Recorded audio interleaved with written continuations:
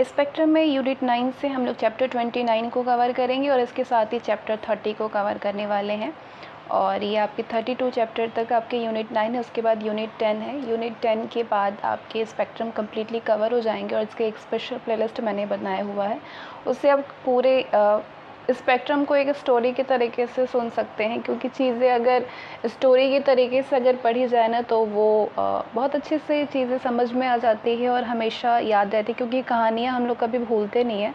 तो अगर हम लोग पढ़ाई को भी कहानी की तरह से लें सारी चीज़ों को, वैसे भी ये हमारा इतिहास है, तो ये कहानी नहीं कह सकते, ये बिल्कुल सच्ची घटना है। लेकिन अगर हम लोग अगर याद नहीं होता है उसके लिए अगर एक स्टोरी के तरीके से सुनते हैं, समझते हैं, तो सारी चीज़ें याद हो जाती है और हमेशा याद रहती है। तो बिल्कुल स्टोरी के तरीके से आप सुन सकते हैं। स्पेक्ट्रम में लाइन बाई लाइन में जैसी चीज़ें जैसे दी हुई है बिल्कुल वैसे ही मैंने कवर किया हुआ। एक्स्ट्रा मैंने कुछ उस पर समझाया नहीं, क्योंकि उसकी ज़रूरत नहीं है। बहुत इजी लैंग्वेज में सारी चीज़ों को कवर किया गया है, एक एक घटनाओं को कवर किया गया है। सारे लोगों के जैसे हम लोग लिखते हैं ना, सबके विचारधारा है, वो विचार को दिया गया, वो भी बहुत सिंपल लैंग्वेज में सारी चीज़ें, तो बस ध्यान से सुनना है इसको। चैप्टर 29 है भारत में प्रेस का विकास। भारत का पहला समाचार पत्र जेम्स ऑगस्टस हिक्की ने 1780 में प्रकाशित किया था, जिसका नाम था द बंगाल गजट या Calcutta General Advertiser. The Bengal Gazette था या कलकत्ता जनरल एडवर्टाइजर। हिक्की ने प्रकाशित किया था 1780 में, लेकिन सरकार के प्रति आलोचनात्मक रवैया अपनाने के कारण 1872 में इसका मुद्रणालय जब्त कर लिया गया। मुद्रणालय क्या कर दिया गया? जब्त कर लिया गया। इसके बाद कई और समाचार पत्र अथवा जर्नल्स का प्रकाशन शुरू हुआ, जैसे कि बंगाल जर्नल्स आए, कलकत्ता क्रॉनिकल आया, मद्रास कुरियर आया, बॉम्बे हेराल्ड एक्सेट्रा। अंग्रेजी हुकूमत के अधिकारी इस बात से भयभीत थे कि यदि ये समाचार पत्र लंदन पहुंच गया तो उनके काले कारनामों का भंडाफोड़ हो जाएगा। इसलिए उन्होंने प्रेस के प्रति दमन की नीति अपनाने का निश्चय किया। क्या किया? प्रेस के प्रति दमन की नीति, प्रेस को ख़त्म करने की नीति। प्रारंभिक विनियमन। समाचार पत्रों का प्रक्षेपण अधिनियम 1799, जिसमें कि फ्रांसीसी आक्रमण के भय से लॉर्ड वेलेस्ली ने इसे लागू किया और सभी समाचार पत्रों पर सेंसर लगा दिया। इस अधिनियम के द्वारा सभी समाचार पत्रों के लिए आवश्यक कर दिया गया। इस अधिनियम के द्वारा समाचार पत्रों का प्रक्षेपण अधिनियम 1799 के द्वारा समाचार पत्रों के लिए आवश्यक कर दिया गया कि वो अपने स्वामी, संपादक और मुद्रक का नाम स्पष्ट रूप से समाचार पत्र में अंकित करें। ये चीज़ आवश्यक कर दिया गया। इसके अतिरिक्त समाचार पत्रों के प्रकाशन के पूर्व सरकार के सचिव के पास में पूर्व प्रक्षेपण यानी प्री सेंसरशिप के लिए समाचार पत्रों को भेजना अनिवार्य बना दिया गया। लॉर्ड हेस्टिंग्स ने उदारवादी और प्रगतिशील रवैये के कारण लॉर्ड हेस्टिंग्स के उदारवादी और प्रगतिशील रवैये के कारण इन नियमों में ढील दे दी गई। इसके बाद 1818 में समाचार पत्रों का पूर्व प्रक्षेपण बंद कर दिया गया। अगला नियम आया अनुज्ञप्ति नियम 1823। क्या है ये नियम? प्रतिक्रियावादी गवर्नर जनरल जॉन एडम्स ने 1823 में इन नियमों को आरोपित किया। क्या था ये नियम? इस नियम के अनुसार बिना अनुज्ञप्ति लिए प्रेस की स्थापना या उसका उपयोग क्या होगा? दंडनीय अपराध माना गया। ये नियम मुख्यतः उन समाचार पत्रों के विरुद्ध आरोपित किए गए जो कि या तो भारतीय भाषाओं में प्रकाशित होते थे या जिनके स्वामी भारतीय होते थे, उनके विरुद्ध आरोपित किया गया था ये नियम। इस नियम के द्वारा राजा राम मोहन राय की पत्रिका मीरात उल अखबार का प्रकाशन बंद करना पड़ा था इस नियम के द्वारा।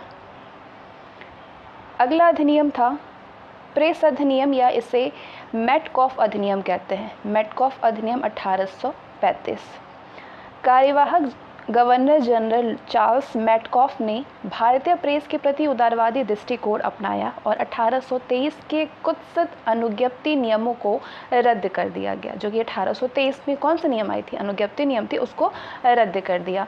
इस प्रयास के कारण मैटकॉफ को भारतीय समाचार पत्रों के मुक्तिदाता की संज्ञा दी गई। 1835 के इस नए प्रेस अधिनियम के अनुसार प्रकाशक या मुद्रक को केवल प्रकाशन के स्थान की निश्चित सूचना ही सरकार को देनी थी और वो आसानी से अपना कार्य कर सकता था। ये कानून 1856 तक चलता रहा और इस अवधि में देश में समाचार पत्रों की संख्या में उल्लेखनीय वृद्धि हुई, यानी कई सारे समाचार पत्र आए। अनुज्ञप्ति अधिनियम 1857 के विद्रोह से उत्पन्न हुई आपातकालीन स्थिति से निपटने के लिए 1857 के अनुज्ञप्ति अधिनियम से अनुज्ञप्ति व्यवस्था पुनः लागू कर दी गई। इस अधिनियम के तहत बिना अनुज्ञप्ति के मुद्रणालय रखना और उसका प्रयोग करना अवैध घोषित कर दिया गया। सरकार को ये अधिकार दे दिया गया कि यदि वो किसी समाचार पत्र को किसी समय अनुज्ञप्ति दे सकती थी या उसकी अनुज्ञप्ति को रद्द कर सकती थी। वो किसी भी, क्या अधिकार दे दिया गया कि वो किसी समाचार पत्र को किसी भी समय अनुज्ञप्ति दे सकती थी या उसकी अनुज्ञप्ति को रद्द कर सकती थी। इस अधिनियम के द्वारा सरकार को ये भी अधिकार दिया गया कि वो समाचार पत्र के साथ ही किसी भी पुस्तक, पत्रिका, जर्नल या फिर अन्य प्रकाशित सामग्री पर प्रतिबंध लगा सकती है। वैसे तो ये एक संकटकालीन अधिनियम था और इसकी अवधि भी केवल 1 वर्ष ही थी। अनुज्ञप्ति अधिनियम 1857। अगला अधिनियम आया था पंजीकरण अधिनियम 1867। इस अधिनियम के द्वारा मैटकॉफ के अधिनियम को परिवर्तित कर दिया गया। इस अधिनियम का उद्देश्य प्रेस एवं समाचार पत्रों को प्रतिबंध लगाना था। प्रेस और समाचार पत्रों पर इस अधिनियम के द्वारा मैटकॉफ के अधिनियम को परिवर्तित कर दिया गया। ये जो अधिनियम था, इसका उद्देश्य प्रेस और समाचार पत्रों पर प्रतिबंध लगाना नहीं था, बल्कि उन्हें नियमित करना था। ठीक है, उन पर प्रतिबंध नहीं लगाना था। अब ये आवश्यक बना दिया गया कि किसी भी मुद्रित सामग्री पर मुद्रक, प्रकाशक और मुद्रण स्थान के नाम का उल्लेख करना अनिवार्य होगा। इसके अतिरिक्त प्रकाशन के 1 महीने के अंदर पुस्तक की एक निःशुल्क प्रति स्थानीय सरकार को देना आवश्यक होगा। प्रेस की स्वतंत्रता को बचाने के लिए प्रारंभिक राष्ट्रवादियों के द्वारा कौन कौन से प्रयास किए गए, वो सारी चीज़ों को हम जानेंगे अब। 19वीं शताब्दी के प्रारंभ से ही नागरिक स्वतंत्रताओं की रक्षा का मुद्दा, जिनमें कि प्रेस की स्वतंत्रता का मुद्दा सबसे ज़्यादा प्रमुख था, राष्ट्रवादियों के घोषणा पत्र में सबसे प्रमुख स्थान बनाए हुए था। 1824 में राजा राम मोहन राय ने उस अधिनियम की तीखी आलोचना की जिसके द्वारा प्रेस पर प्रतिबंध लगाया गया था। 1870 से 1918 के मध्य राष्ट्रीय आंदोलन का प्रारंभिक चरण कुछ प्रमुख मुद्दों पर केंद्रित रहा। इन मुद्दों में भारतीयों को राजनीतिक मूल्यों से अवगत कराना, उनके बीच शिक्षा का प्रचार प्रसार करना, राष्ट्रवादी विचारधारा का निर्माण एवं प्रसार करना, जनमानस को प्रभावित करना तथा उसमें उपनिवेशी शासन के विरुद्ध राष्ट्र प्रेम की भावना को जागृत करना, जन प्रदर्शन या फिर भारतीयों को जुझारू राष्ट्रवादी कार्यप्रणाली से अवगत कराना और उन्हें उस ओर मोड़ना प्रमुख था। इन उद्देश्यों की प्राप्ति के लिए प्रेस राष्ट्रवादियों का सबसे उपयुक्त औजार साबित हुआ। भारतीय राष्ट्रीय कांग्रेस ने भी अपने प्रारंभिक दिनों से ही प्रेस को पूर्ण महत्व प्रदान किया और अपनी नीतियों एवं बैठकों में पारित किए गए प्रस्तावों को भारतीयों तक पहुंचाने में इसका सहारा लिया। इन वर्षों में कई निर्भीक एवं प्रसिद्ध पत्रकारों के संरक्षण में अनेक नए समाचार पत्रों का प्रकाशन शुरू हुआ। इन समाचार पत्रों में प्रमुख था हिंदू एवं स्वदेश मित्र जी सुब्रमण्यम अय्यर के संरक्षण में, दी बंगाली सुरेंद्रनाथ बैनर्जी के संरक्षण में, वॉइस ऑफ इंडिया दादा भाई नौरोजी के संरक्षण में, अमृत बाजार पत्रिका शिशिर कुमार घोष के संरक्षण में और मोतीलाल घोष के संरक्षण में, इंडियन मिरर NN सेन के संरक्षण में, केसरी मराठी पत्रिका थी, केसरी और मराठा अंग्रेजी भाषा में, ये दोनों ही बाल गंगाधर तिलक के संरक्षण में, सुधाकर गोपाल कृष्ण गोखले के संरक्षण में मराठा, और हिंदुस्तान एवं एडवोकेट जीपी वर्मा के संरक्षण में था। इस समय के अन्य प्रमुख समाचार पत्रों में ट्रिब्यून और अखबार-ए-एम पंजाब में, गुजराती, इंदु प्रकाश ध्यान, प्रकाश एवं काल बम्बई में, और सोम प्रकाश बंग निवासी एवं साधारणी बंगाल में उल्लेखनीय थे। इन समाचार पत्रों के प्रकाशन का मुख्य उद्देश्य था राष्ट्र एवं नागरिक सेवा की भावना थी, ना कि धन कमाना या फिर व्यवसाय स्थापित करना था इसका उद्देश्य। इनकी प्रसार संख्या काफ़ी अधिक थी और इन्होंने पाठकों के बीच व्यापक प्रभाव स्थापित कर लिया था। शीघ्र ही वाचनालयों से यानी लाइब्रेरी में इन समाचार पत्रों की विशिष्ट छवि बन गई थी। इन समाचार पत्रों की पहुंच एवं प्रभाव सिर्फ शहरों या फिर कस्बों तक ही नहीं था, बल्कि ये देश के दूर दूर गांवों तक पहुंच गया था, जहां पूरा का पूरा गांव स्थानीय वाचनालय यानी लाइब्रेरी में इकट्ठा होकर के इन समाचार पत्रों में प्रकाशित खबरों को पढ़ता था और उस पर चर्चा करता था। इस परिप्रेक्ष्य में इन लाइब्रेरी में समाचार पत्रों ने न केवल भारतीयों को राजनीतिक रूप से शिक्षित किया, बल्कि उन्हें राजनीतिक भागीदारी के लिए भी प्रोत्साहित और विकसित किया। इन समाचार पत्रों में सरकार की भेदभावपूर्ण एवं दमनकारी नीतियों की खुल करके आलोचना की जाती थी। वास्तव में इन समाचार पत्रों ने सरकार के सम्मुख विपक्ष की भूमिका निभाई। सरकार ने प्रेस के दमन के लिए विभिन्न कानूनों का सहारा लिया, जैसे कि भारतीय दंड संहिता यानी इंडियन पैनल कोड की धारा 124A के द्वारा सरकार को ये अधिकार दिया गया कि वो ऐसे किसी भी व्यक्ति को जो भारत में ब्रिटिश शासन के विरुद्ध लोगों में असंतोष उत्पन्न कर रहा हो या फिर उन्हें सरकार के विरुद्ध भड़का रहा हो, उसे गिरफ्तार करके सरकार 3 साल के लिए कारावास में डाल सकती है या फिर देश से निर्वासित कर सकती है। लेकिन निर्भीक राष्ट्रवादी पत्रकार सरकार के इन प्रयासों से लेश मात्र भी भयभीत नहीं हुए और उपनिवेशी शासन के विरुद्ध उन्होंने अपना अभियान जारी रखा। सरकार ने समाचार पत्रों को सरकारी नीति के पक्ष में लिखने के लिए प्रोत्साहित किया और उन्हें लालच दिया, जबकि वो समाचार पत्र जो कि सरकारी नीतियों और कार्यक्रमों की भर्त्सना करते थे, उनके प्रति सरकार ने शत्रुतापूर्ण नीति अपनाई। इन परिस्थितियों में राष्ट्रवादी पत्रकारों के सम्मुख ये चुनौती भरा कार्य था कि वो उपनिवेशी शासन के प्रयासों एवं षड्यंत्रों को सार्वजनिक करें और भारतीयों को वास्तविकता से अवगत कराएं। इन परिस्थितियों में पत्रकारों में स्पष्टवादिता, निष्पक्षता, निर्भीकता और विद्वता जैसे गुणों का होना अपरिहार्य था। राष्ट्रीय आंदोलन प्रारंभ से ही प्रेस की स्वतंत्रता का पक्षधर था। लॉर्ड लिटन के शासनकाल में उसकी प्रतिक्रियावादी नीतियों और अकाल 1876 से 77 उसकी प्रतिक्रियावादी नीतियों एवं अकाल पीड़ितों के प्रति उसके अमानवीय रवैये के कारण भारतीय समाचार पत्र सरकार के घोर आलोचक बन गए थे। इसके फलतः क्या हुआ कि सरकार ने 1878 में देशी भाषा समाचार पत्र अधिनियम वर्नेकुलर प्रेस एक्ट द्वारा भारतीय प्रेस को कुचल देने का प्रयास किया। तो क्या था ये वर्नाकुलर प्रेस एक्ट 1878? 1856 की महान क्रांति की एक प्रमुख परिणाम था शासक और शासितों के बीच संबंधों में कटुता।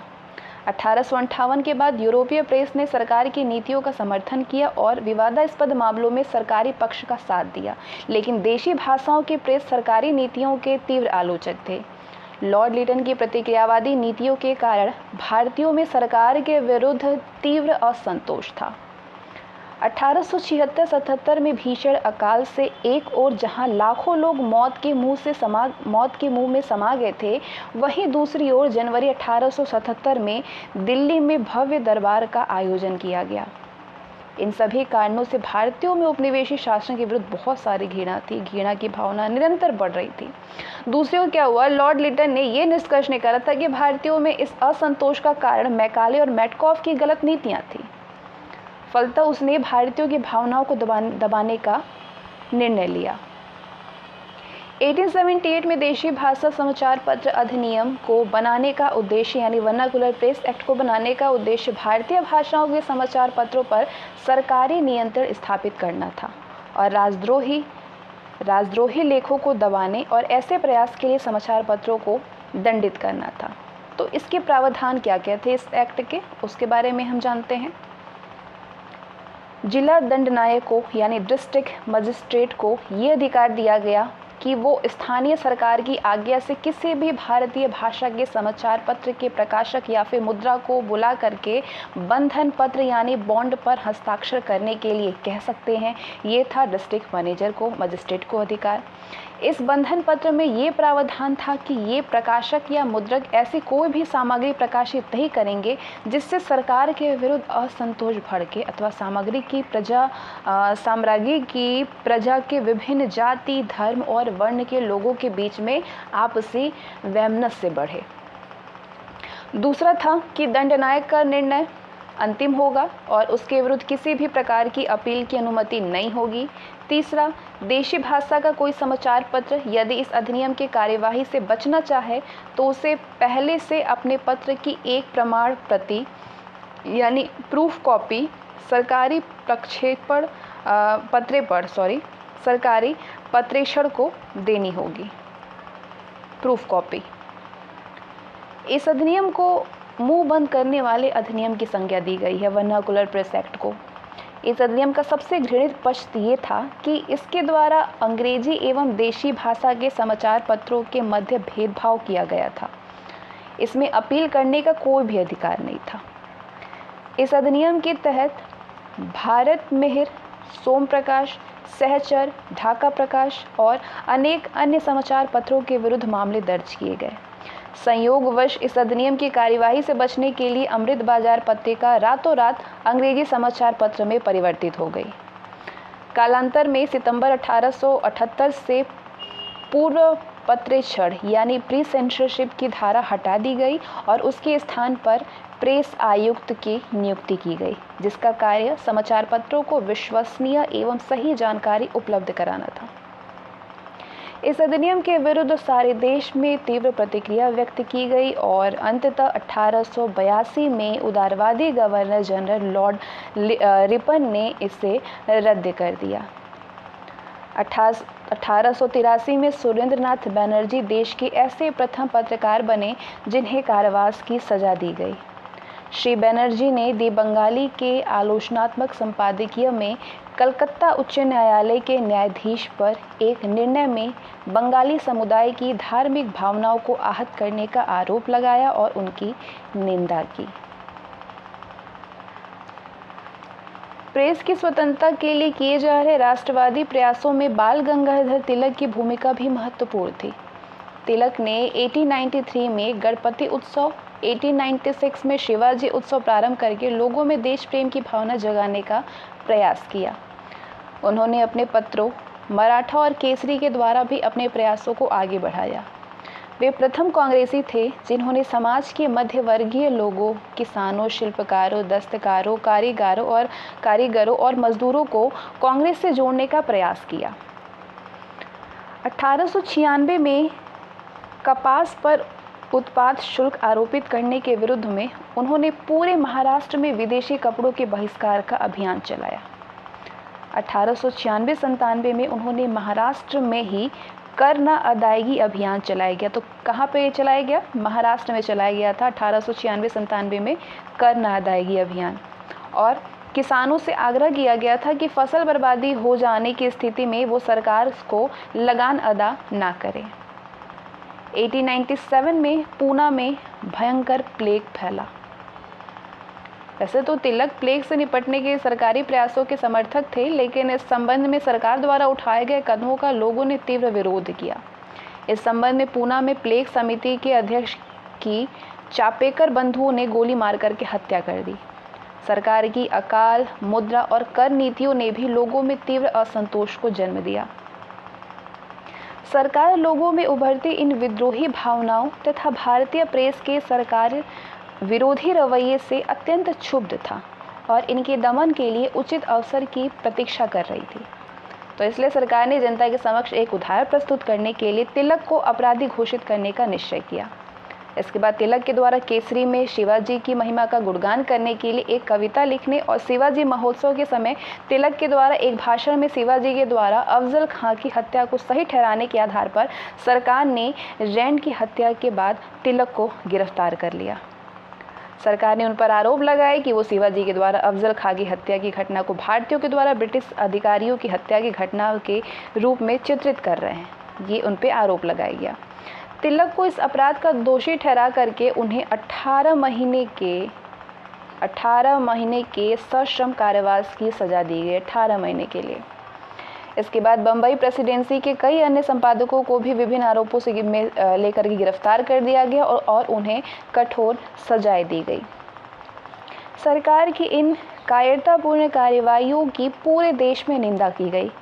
गिरफ्तारी के बाद बाल गंगाधर तिलक रातों रात राष्ट्रीय नायक बन गए और उन्हें लोकमान्य की उपाधि से विभूषित किया गया। लोगों के द्वारा आदरणीय और सम्मानीय लोकमान्य तिलक के नाम से इन्हें सम्मानित किया गया, उपाधि दी गई।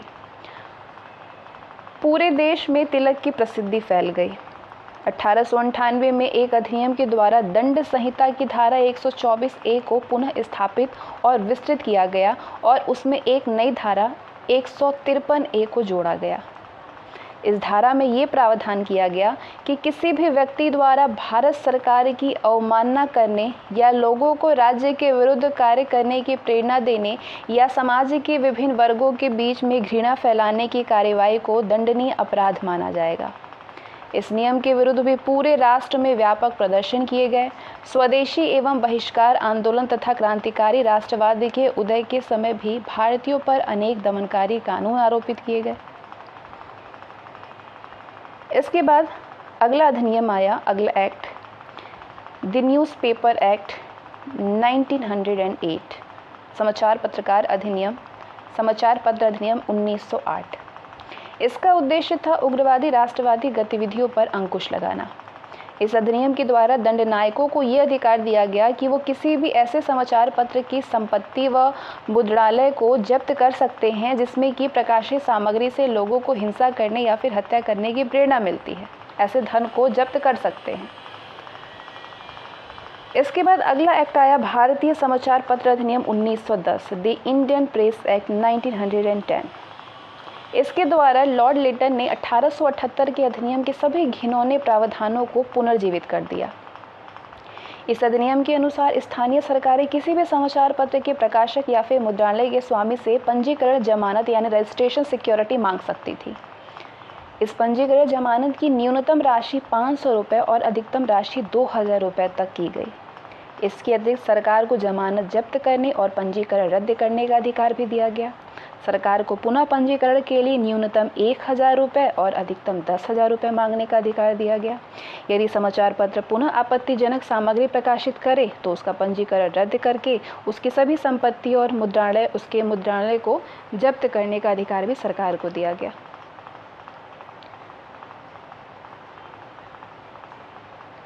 एक उग्रवादी राष्ट्रवादी नेता की छवि का कारण बाल गंगाधर तिलक, इस छवि के कारण बाल गंगाधर तिलक को देशद्रोह के आरोप में गिरफ्तार कर लिया गया और देश से निर्वासन की सज़ा देकर के 6 वर्ष के लिए उन्हें रंगून जेल भेज दिया गया। मांडले जेल में रंगून में स्थापित कर दिया गया।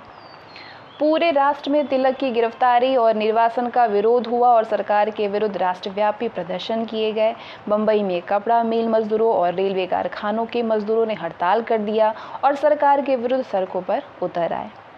रूस के साम्यवादी नेता लेनिन ने मजदूरों की इस हड़ताल का स्वागत किया और कहा कि ये हड़ताल भारत में श्रमिक वर्ग की राजनीतिक प्रक्रिया में भागीदारी का एक शुभ संकेत है।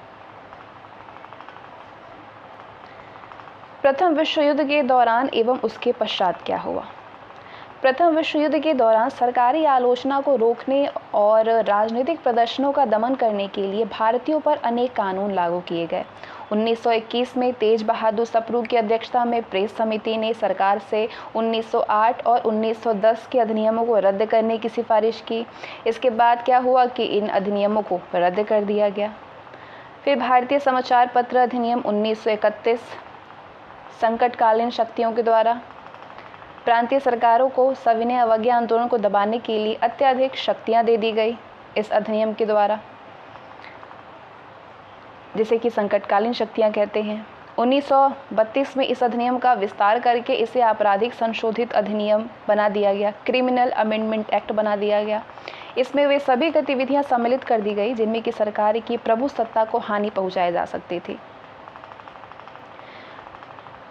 द्वितीय विश्व युद्ध के दौरान क्या हुआ कि भारत रक्षा नियमों के अंतर्गत भारतीय प्रेस पर पूर्व पत्रेक्षण की शर्त को थोप दी गई और समाचार पत्र जो संकटकालीन शक्तियां थी उस अधिनियम और कार्यकालीन गोपनीयता कानून में संशोधन कर दिया गया।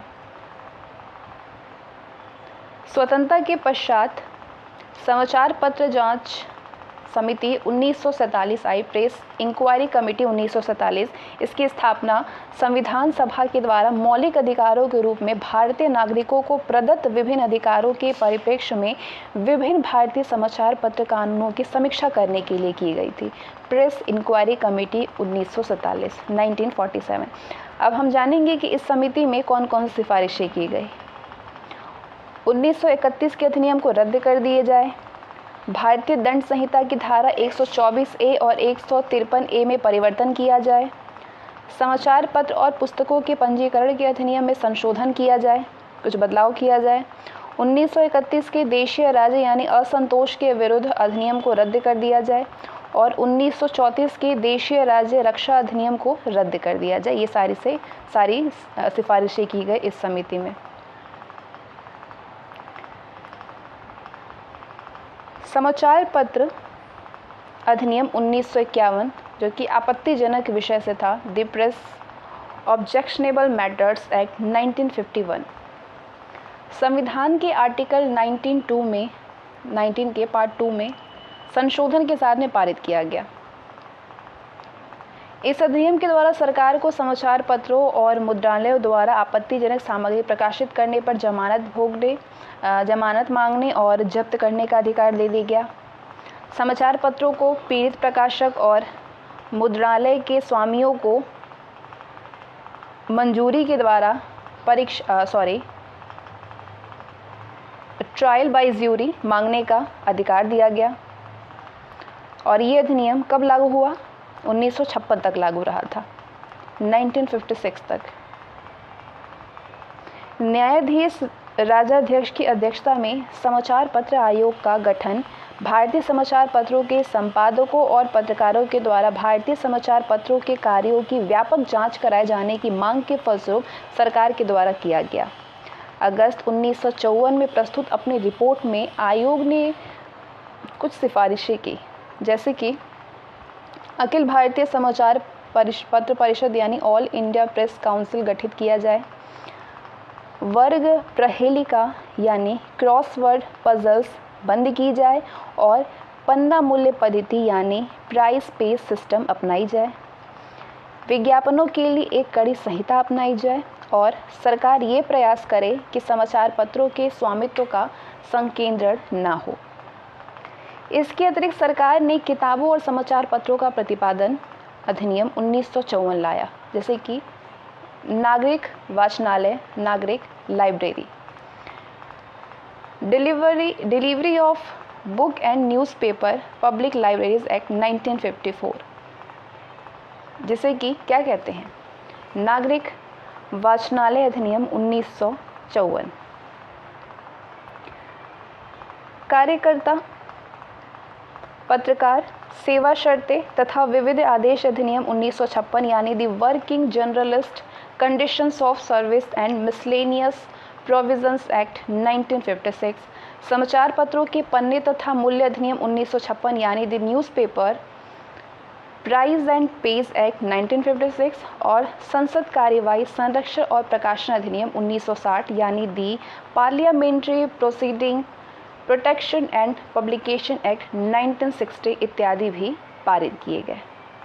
इसके अतिरिक्त सरकार ने इन किताबों और समाचार पत्रों का प्रतिपादन चलाया, पारित किया। तो ये था समाचार पत्रों के बारे में, किस तरीके से दमन किया गया, कौन कौन से एक्ट लगाए गए। अब हमने इस चैप्टर में क्या क्या पढ़ा वो एक सारांश के जरिए देखते हैं। ओवरऑल प्रारंभिक विनिमयन हमने देखा, समाचार पत्रों का प्रक्षेपण अधिनियम 1799 आया, अनुज्ञप्ति नियम लाया गया 1823, मेटकॉफ अधिनियम लाया गया, अनुज्ञप्ति अधिनियम फिर 1857 आया, पंजीकरण अधिनियम 1867 आया।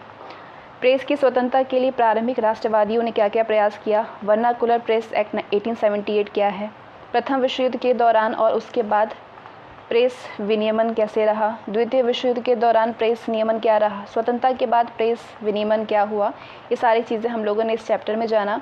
आते हैं हम लोग चैप्टर 30 में। चैप्टर 30 में स्पेक्ट्रम के हम लोग जानेंगे भारत में शिक्षा का विकास कैसे हुआ। इन सारी चीज़ों को हम लोग बहुत ही अच्छे से विस्तार पूर्वक समझेंगे, जैसा भी स्पेक्ट्रम में है। बहुत ही ईजी लैंग्वेज में, कुछ भी ऐसा नहीं है जिसको कि अलग से समझाने या समझने की ज़रूरत है। बहुत एक कहानी के तरीके से सारी चीज़ों को हम लोग समझ रहे हैं। तो कैसे हुआ भारत में शिक्षा का विकास? कंपनी शासन के अंतर्गत शैक्षिक विकास। किसके अंतर्गत? कंपनी शासन के अंतर्गत। प्रारंभिक 60 वर्षों तक ईस्ट इंडिया कंपनी एक विशुद्ध व्यापारिक कंपनी थी। उसका उद्देश्य व्यापार करके केवल अधिक से अधिक लाभ कमाना था और देश में शिक्षा को प्रोत्साहित करने में भी उसकी कोई भी रुचि नहीं थी। इन वर्षों में शिक्षा के प्रोत्साहन और विकास के लिए जो भी प्रयास किए गए थे वो व्यक्तिगत स्तर पर ही किया गया था। उसका कोई भी ऐसा नहीं था किसी का मतलब बहुत हम लोग किसी पे कोई एहसान या था या फिर किसी का कुछ विकास होना था, भारतीयों का विकास किया जा रहा, ऐसा कुछ नहीं था। उनका खुद का अपना एक व्यक्तिगत कारण था इसका विकास करने के पीछे। तो इन प्रयासों के कुछ उदाहरण क्या क्या हैं? 1781 में वॉरेन हेस्टिंग्स ने कलकत्ता मदरसा की स्थापना की। कब की? हेस्टिंग्स ने किया कलकत्ता मदरसा की स्थापना 1781 में। इसका उद्देश्य था मुस्लिम कानूनों और इससे संबंधित अन्य विषयों की शिक्षा देना। 1791 में बनारस के ब्रिटिश रेजिडेंट जोनाथन डंकन के प्रयत्नों से बनारस में संस्कृत कॉलेज की स्थापना की गई। इसका उद्देश्य हिंदू विधि और दर्शन का अध्ययन करना था। 1800 में लॉर्ड वेलेस्ली ने कंपनी के असैनिक अधिकारियों की शिक्षा के लिए फोर्ट विलियम कॉलेज की स्थापना की।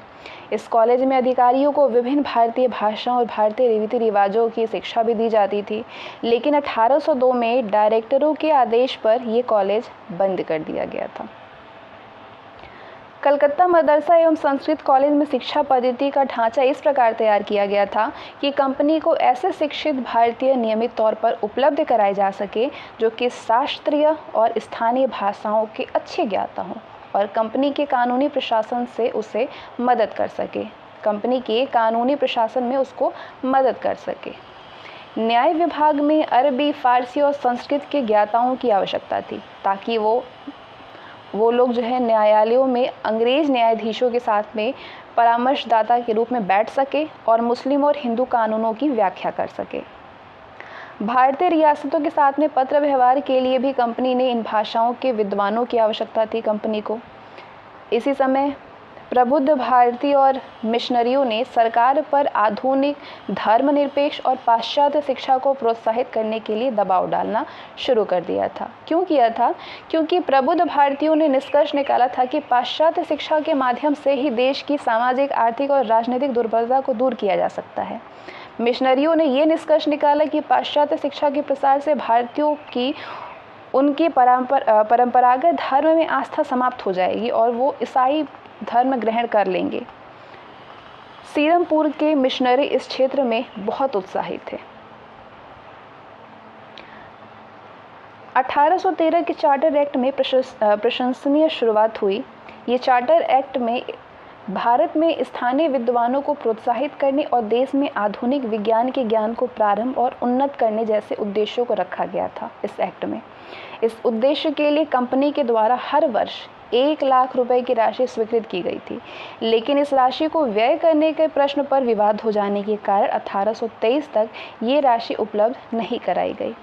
इस बीच कुछ प्रबुद्ध भारतीयों ने व्यक्तिगत स्तर पर अपने प्रयास जारी रखे और शिक्षा के विकास और शिक्षा संस्थानों की स्थापना के लिए भारी अनुदान दिया। इनमें राजा राम मोहन राय का नाम जो था वो अग्रगण्य था। उन्होंने 1817 में कलकत्ता हिंदू कॉलेज की स्थापना के लिए भारी अनुदान दिया। शिक्षित बंगालियों के द्वारा स्थापित इस कॉलेज में अंग्रेजी माध्यम से शिक्षा दी जाती थी और पाश्चात्य विज्ञान और मानविकी यानी ह्यूमैनिटीज पढ़ाई जाती थी। सरकार ने कलकत्ता, आगरा और बनारस के 3 संस्कृत कॉलेज स्थापित किए, कलकत्ता, आगरा और बनारस में। इसके अतिरिक्त यूरोपीय वैज्ञानिक पुस्तकों का प्राच्य भाषाओं में अनुवाद करने के लिए भी अनुदान दिया गया। आगे जानते हैं आंग्ल प्राच्य विवाद क्या था। Orientalist anglicist controversy. लोक शिक्षा का सामान्य समिति में 2 दल थे। एक दल था प्राच्य शिक्षा का समर्थक और दूसरा आंग्ल शिक्षा समर्थक।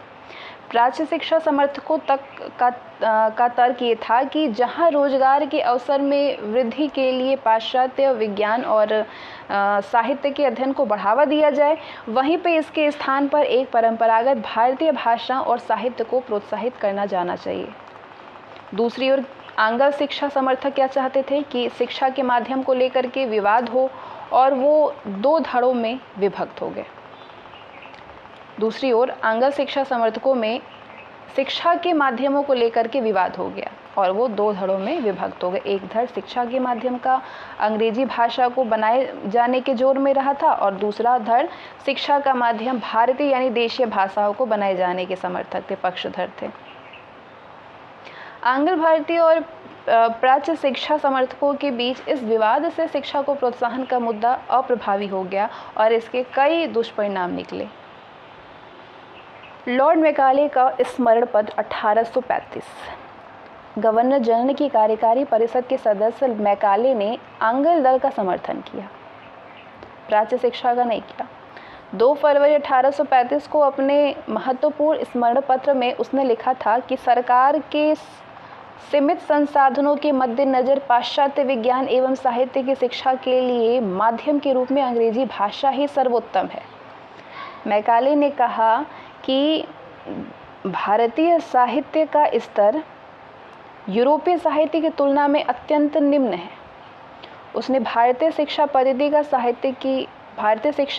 और साहित्य की आलोचना करते हुए अंग्रेजी भाषा का पूर्ण समर्थन किया।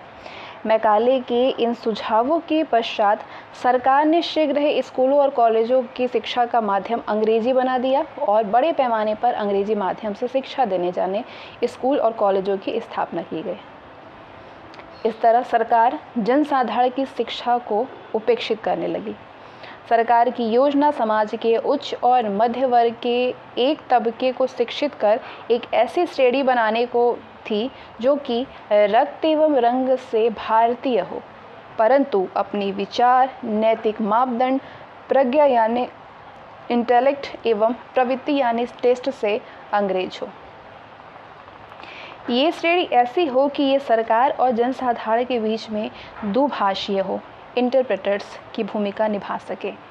इस प्रकार पाश्चात्य विज्ञान और साहित्य का ज्ञान जनसाधारण तक पहुंच जाएगा। इस सिद्धांत को अधोगामी विप्रवेशन सिद्धांत के नाम से जाना जाने लगा। डाउनवर्ड इन्फिल्ट्रेशन थ्योरी के नाम से जाना जाने लगा।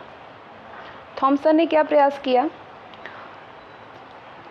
उत्तर पश्चिमी प्रांत जो कि आधुनिक उत्तर प्रदेश है, इसके लेफ्टिनेंट गवर्नर जेम्स थॉमसन ने देशी भाषाओं के द्वारा ग्राम शिक्षा की एक विस्तृत योजना बनाई। अंग्रेजी माध्यम से शिक्षा देने वाले छोटे छोटे स्कूलों को बंद कर दिया गया। अब केवल कॉलेजों में ही अंग्रेजी भाषा शिक्षा का माध्यम रह गया था।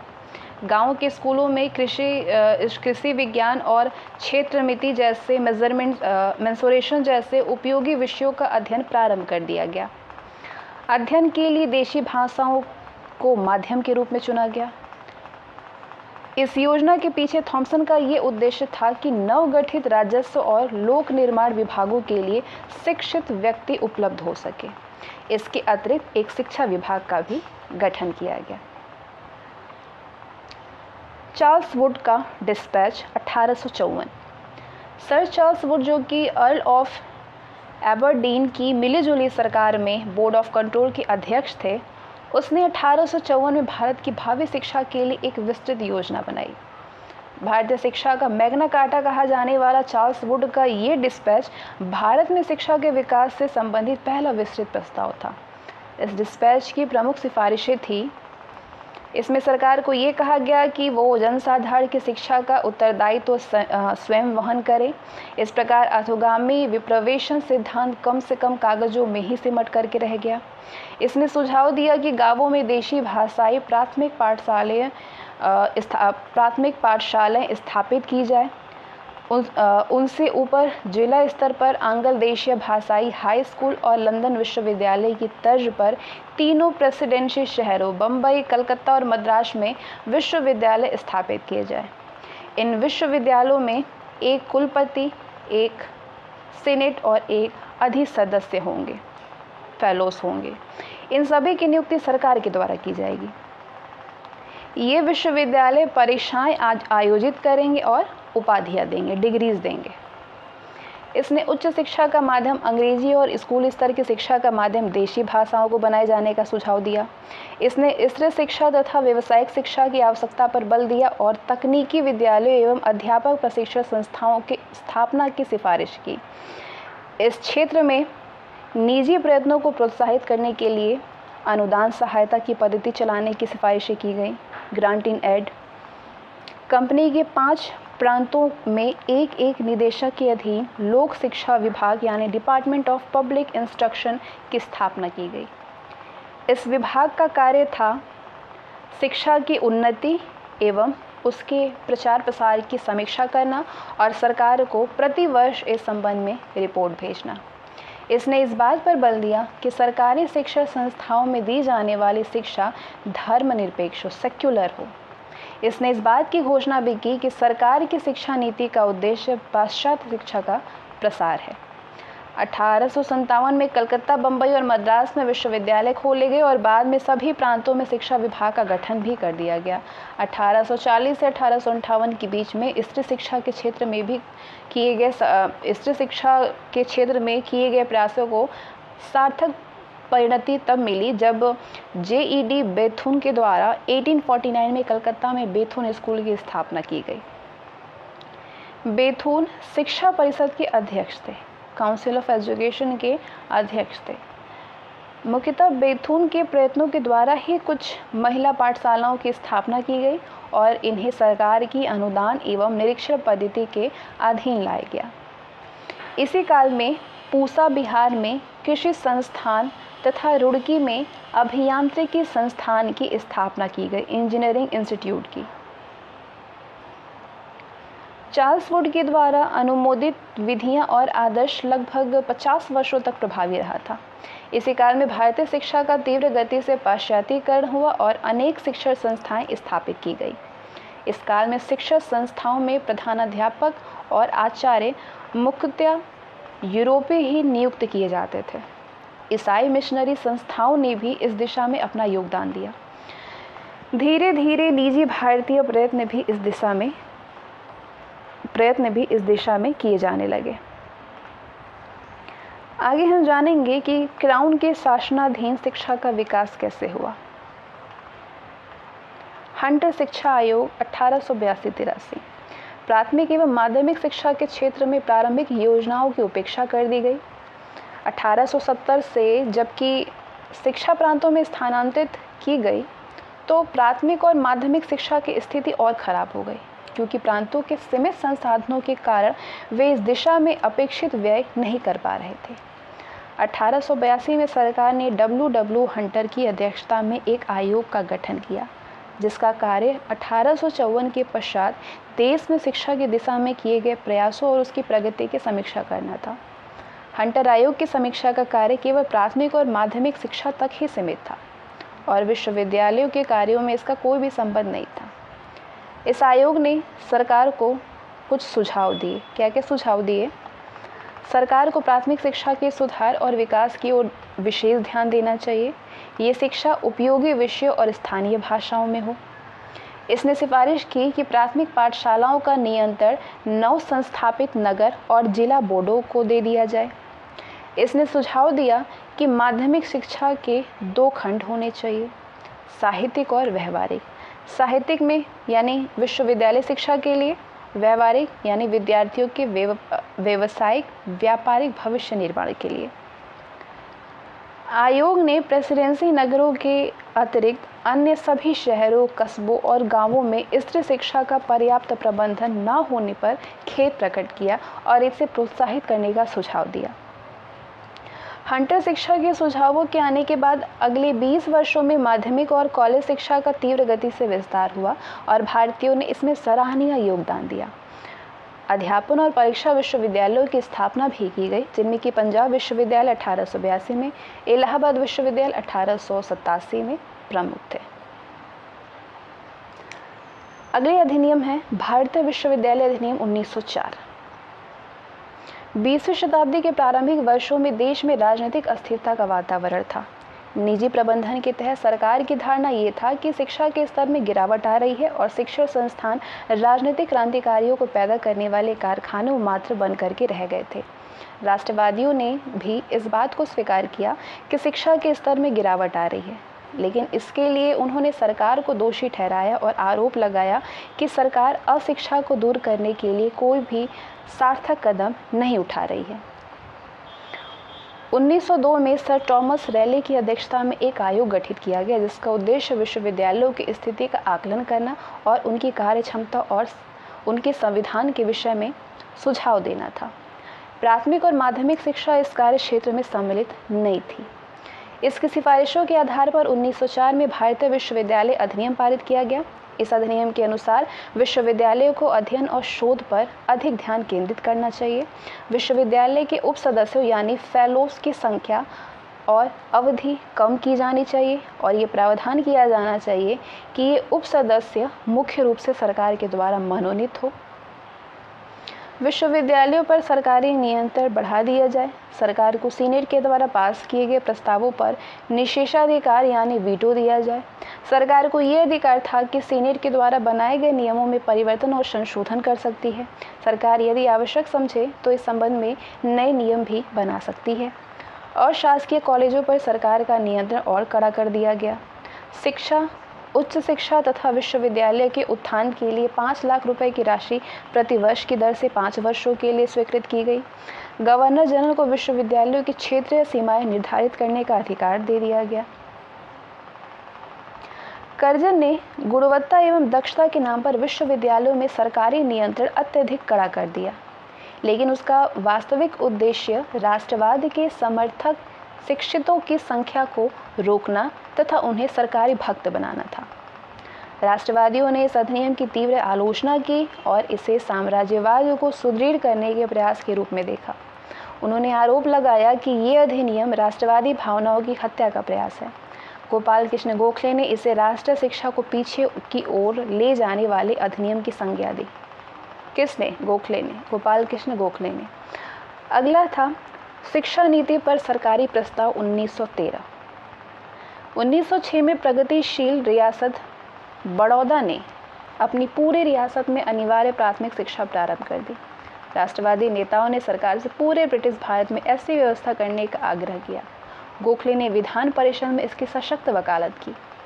शिक्षा नीति पर 1913 के अपने प्रस्ताव में सरकार ने अनिवार्य शिक्षा का उत्तरदायित्व लेने से इनकार कर दिया, लेकिन उसने अशिक्षा को दूर करने की नीति की जिम्मेदारी स्वीकार कर ली और प्रांतीय सरकारों से आग्रह किया कि वो समाज के निर्धन और पिछड़े वर्ग को निःशुल्क प्रारंभिक शिक्षा देने के लिए आवश्यक कदम उठाए।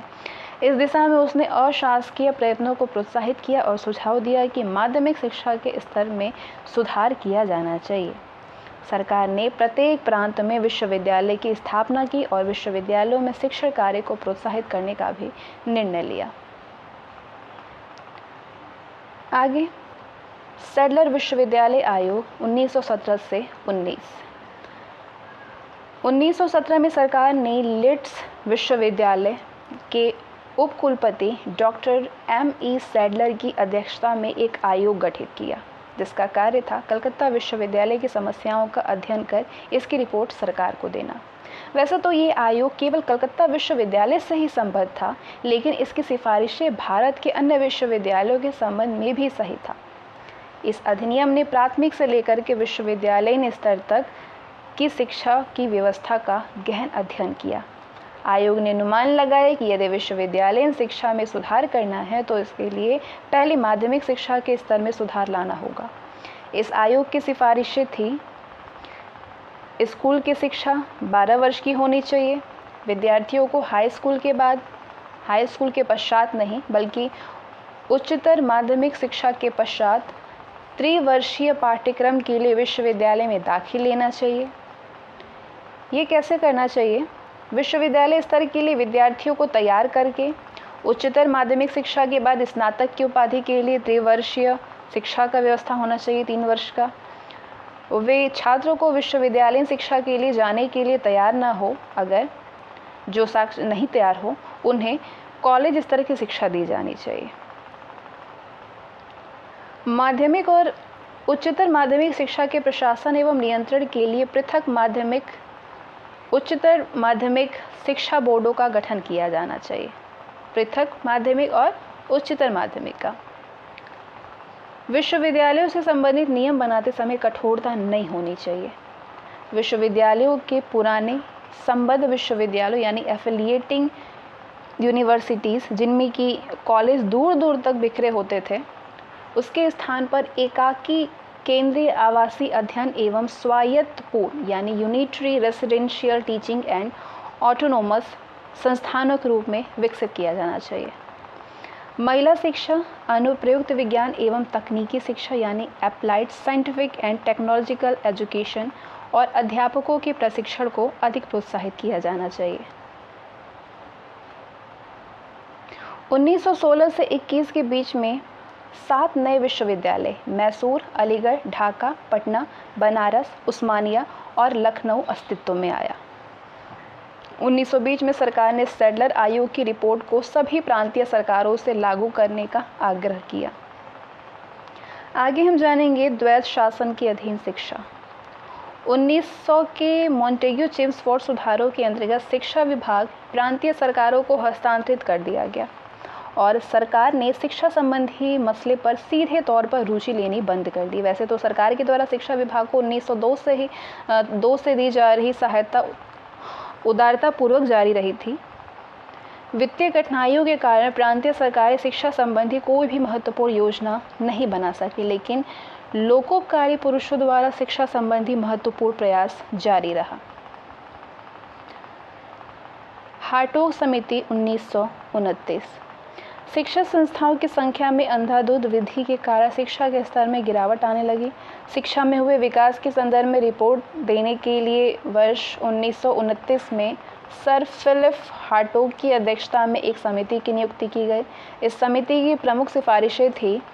समिति ने प्राथमिक शिक्षा की महत्ता पर बल दिया, लेकिन अनिवार्यता या फिर शीघ्र प्रसार को अनुचित बताया। केवल समर्पित विद्यार्थियों को ही उच्चतर माध्यमिक और उच्च शिक्षा के विद्यालयों में प्रवेश लेने चाहिए, जबकि सामान्य स्तर के विद्यार्थियों को 8वीं कक्षा के बाद व्यावसायिक पाठ्यक्रमों में दाखिल लेना चाहिए। विश्वविद्यालयीन शिक्षा में सुधार के लिए विश्वविद्यालयों में प्रवेश संबंधी नियम अत्यंत कड़े होने चाहिए। शिक्षा की सार्जेंट योजना क्या है? 1944 में केंद्रीय शिक्षा मंत्रणा मंडल यानी central advisory board of education ने शिक्षा की एक राष्ट्रीय योजना तैयार की, जिसे कि सार्जेंट योजना के नाम से जाना जाता है। जॉन सार्जेंट भारत सरकार के शिक्षा सलाहकार थे।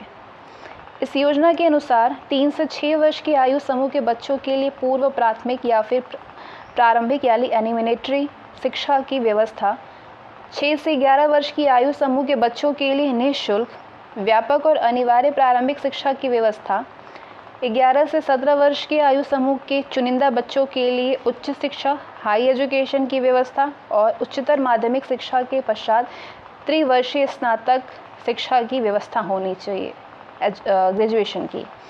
उच्चतर माध्यमिक शिक्षा के 2 भाग होने चाहिए। कौन कौन से? पहला विद्या विषयक शिक्षा यानी एकेडमिक एजुकेशन, और दूसरा तकनीकी एवं व्यावसायिक शिक्षा टेक्निकल एंड वोकेशनल एजुकेशन।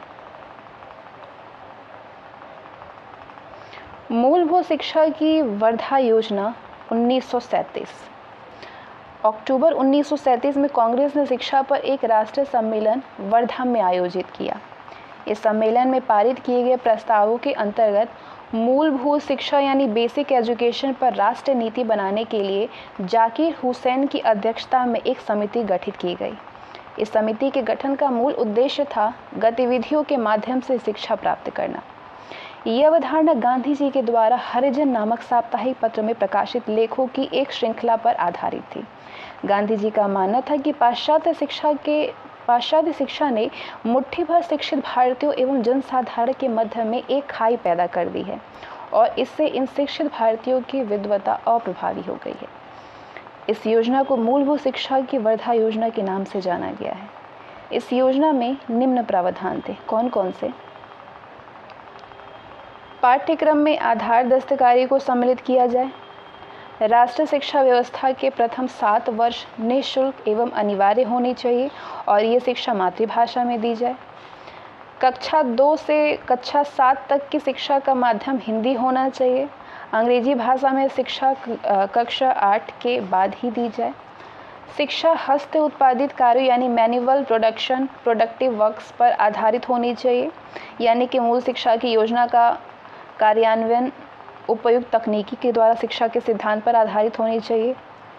इसके लिए छात्रों को कुछ चुनिंदा दस्तकारी तकनीकों के माध्यम से शिक्षित किया जाना चाहिए। शिक्षा की ये योजना नए समाज की नई जिंदगी के लिए नए विचारों पर आधारित थी। इस योजना के पीछे ये भावना था कि इससे देश धीरे धीरे आत्मनिर्भर और स्वतंत्रता की ओर बढ़ेगा और इससे हिंसा रहित समाज का निर्माण होगा। ये शिक्षा सहकारिता एवं बच्चों पर केंद्रित था, लेकिन 1939 में द्वितीय विश्व युद्ध प्रारंभ होने और कांग्रेसी सरकारों के त्यागपत्र देने के कारण ये योजना खटाई में पड़ गई। तकनीकी, वाणिज्य एवं कला विषयक शिक्षा की व्यवस्था होनी चाहिए। ठीक है।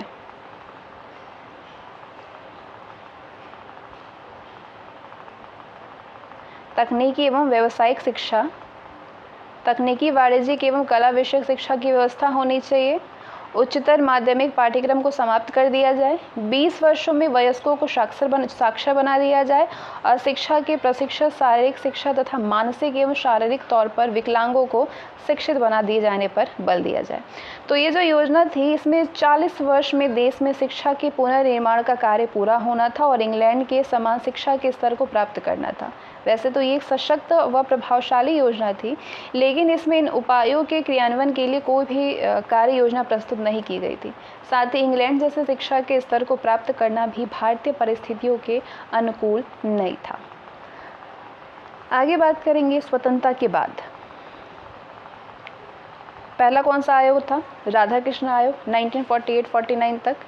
नवंबर 1948 में राधाकृष्ण आयोग का गठन देश में विश्वविद्यालय शिक्षा के संबंध में रिपोर्ट देने के लिए किया गया था। स्वतंत्र भारत में विश्वविद्यालय शिक्षा के क्षेत्र में इस आयोग की रिपोर्ट का अत्यंत महत्व है। इस आयोग ने कौन कौन सिफारिशें की थी? पहला कि विश्वविद्यालय पूर्व यानी प्री यूनिवर्सिटी 12 वर्ष का अध्ययन होना चाहिए। उच्च शिक्षा के 3 मुख्य उद्देश्य होने चाहिए: सामान्य शिक्षा, सरकारी शिक्षा और व्यावसायिक शिक्षा। प्रशासनिक शिक्षाओं के लिए विश्वविद्यालय की स्नातक उपाधि आवश्यक नहीं होनी चाहिए। शांति निकेतन एवं जामिया मिलिया की तर्ज पर ग्रामीण विश्वविद्यालयों की स्थापना की जानी चाहिए। महाविद्यालयों में छात्रों की संख्या बहुत अधिक नहीं होनी चाहिए। एक महाविद्यालय में 1000 से ज़्यादा छात्रों को प्रवेश नहीं दिया जाए। विश्वविद्यालयों के द्वारा आयोजित की जाने वाली परीक्षा के स्तर में सुधार लाया जाए। विश्वविद्यालय शिक्षा को समवर्ती सूची में भी सम्मिलित किया जाए। देश में विश्वविद्यालय शिक्षा की देखरेख के लिए एक विश्वविद्यालय अनुदान आयोग यानी यूनिवर्सिटी ग्रांट कमीशन का गठन किया जाए। उच्च शिक्षा में अंग्रेजी माध्यम को जल्दबाजी में न हटाया जाए। उच्च शिक्षा से विश्वविद्यालयों में कम से कम 180 दिनों का अध्ययन अनिवार्य किया जाए। ये 11-11 सप्ताहों के 3 सत्र में विभाजित हो। जहाँ राज्यों की भाषा एवं मातृ यानी स्थानीय भाषा का माध्यम समान ना हो, वहाँ पे संघीय भाषा यानी फेडरल लैंग्वेज यानी राज्यों की भाषा में शिक्षा देने को प्राथमिकता दी जाए, जो उनकी राज्य भाषा है।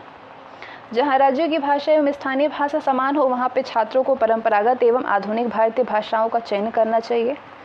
इन्हीं सिफारिशों के आधार पर 1953 में विश्वविद्यालय अनुदान आयोग का गठन किया गया और 1956 में संसद के द्वारा कानून बना करके इसे स्वायत्त शासी निकाय का दर्जा दे दिया गया। इस आयोग का कार्य विश्वविद्यालय शिक्षा की देखरेख करना, विश्वविद्यालयों में शिक्षा एवं शोध संबंधी सुविधाओं के स्तर की जांच करना और उनमें समन्वय स्थापित करना है। सरकार विश्वविद्यालय अनुदान आयोग के लिए पर्याप्त धन की व्यवस्था करती है। तदुपरांत आयोग देश के विभिन्न विश्वविद्यालयों को धन आवंटित करने का सुझाव देता है और विश्वविद्यालय शिक्षा से संबंधित विभिन्न विकास योजनाओं को क्रियान्वित करता है। कोठारी शिक्षा आयोग 1964 से 66। जुलाई 1964 में डॉक्टर DS कोठारी की अध्यक्षता में एक उच्च स्तरीय आयोग का गठन किया गया। इसका कार्य शिक्षा के सभी पक्षों तथा चरणों के विषय में साधारण सिद्धांत, नीतियों एवं राष्ट्रीय नमूने की रूपरेखा तैयार करके उनसे सरकार को अवगत कराना था। आयोग को अमेरिका, रूस, इंग्लैंड और यूनेस्को के शिक्षा शास्त्रियों एवं वैज्ञानिकों की सेवाएं भी उपलब्ध कराई गई थी। आयोग ने वर्तमान शिक्षा पद्धति की कठोरता की आलोचना की और शिक्षा नीति को इस प्रकार लचीला बनाए जाने की आवश्यकता पर बल दिया जो कि बदलती हुई परिस्थितियों के अनुकूल हो। आयोग की सिफारिशों के आधार पर 1968 में राष्ट्रीय शिक्षा नीति की घोषणा की गई, जिसमें कि निम्नलिखित तथ्यों पर बल दिया गया। किन किन तथ्यों पर?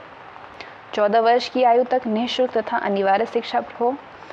शिक्षा के लिए 3 भाषाई फॉर्मूला, मातृभाषा, हिंदी एवं अंग्रेजी तथा क्षेत्रीय भाषाओं का विकास हो। राष्ट्रीय आय का 6% शिक्षा पर व्यय किया जाना।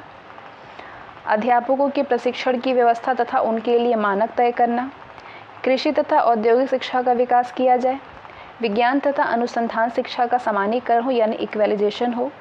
सस्ती पुस्तकें उपलब्ध कराना और पाठ्य पुस्तकों को उत्तम बनाना। शिक्षा के विकास के लिए कौन कौन से नवीन प्रयास हुए हैं? 1976 में शिक्षा को संवर्धित सूची में सम्मिलित कर लिया गया। 1986 में नवीन शिक्षा नीति की घोषणा की गई।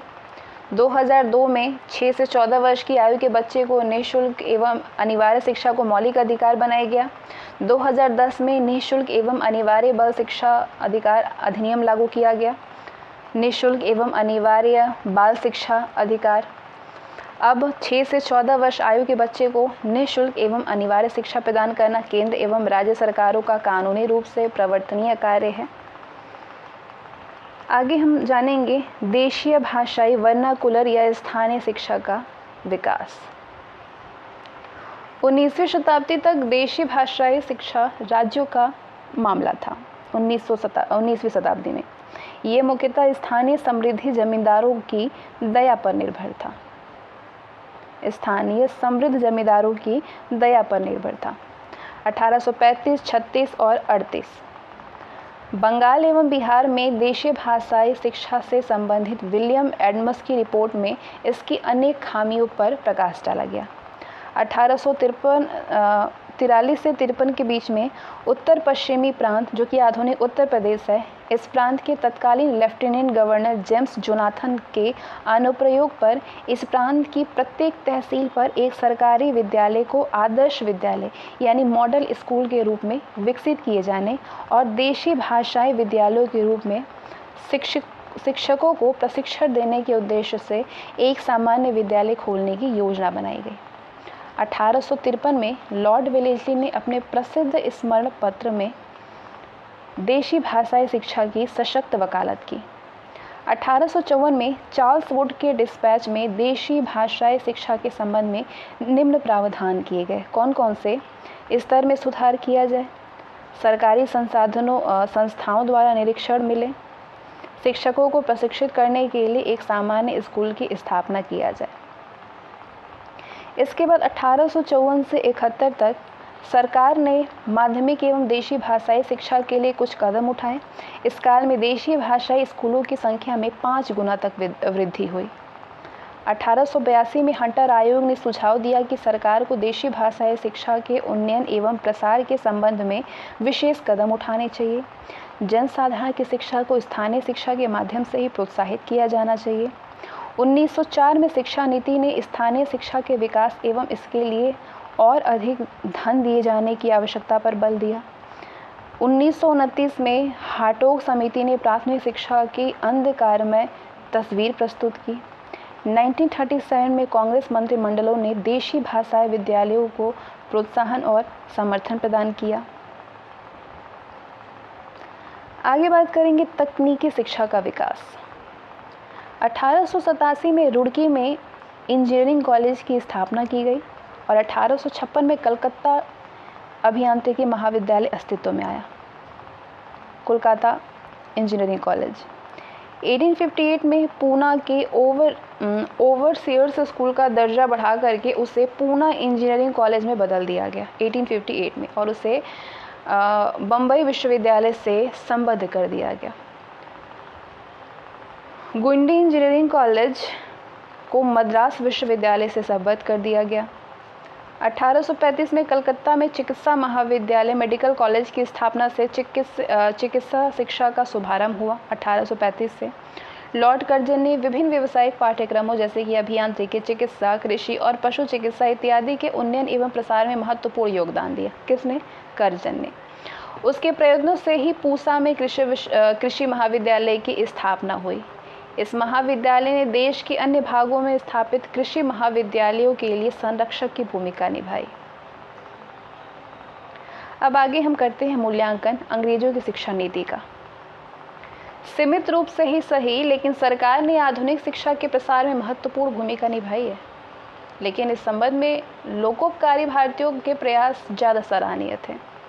सरकार के द्वारा आधुनिक शिक्षा को प्रोत्साहित करने में उठाए गए कदम निम्न कारणों से प्रभावित थे। किन किन कारणों से प्रभावित थे? प्रबुद्ध भारतीयों के द्वारा आधुनिक शिक्षा के संबंध में किए गए प्रदर्शन, ईसाई मिशनरियां और मानवतावादी नौकरशाह, प्रशासन के निम्न स्तरीय पदों हेतु भारतीयों की आपूर्ति को सुनिश्चित करने की योजना और इंग्लैंड के व्यापारिक हितों को पूरा करने की आवश्यकता। इसलिए सरकार ने अंग्रेजी को शिक्षा का माध्यम बनाए जाने पर ज़्यादा जोर दिया। सरकार की उम्मीद थी कि शिक्षित भारतीय इंग्लैंड में निर्मित वस्तुओं की मांग को बढ़ाने में सहायक होंगे।